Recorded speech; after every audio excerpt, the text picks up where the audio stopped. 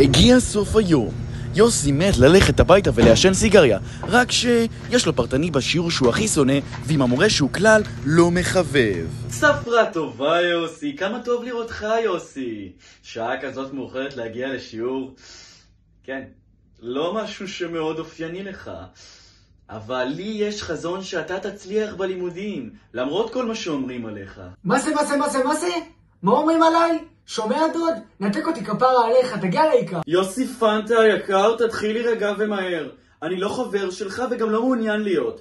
יש לך מחר בגרות בהיסטוריה ואתה צריך להיות מוכן. וואי, איפה נפלתי? ארנון, אל תעלי את הסעיף, אני מת להתחיל כמובן, איזה תלמיד חרוץ אתה יוסי. הלוואי כל התלמידים היו כמוך. תגיד ארנון, למה צריך ללמוד בכלל היסטוריה? זה היה בעבר, בוא נתקדם.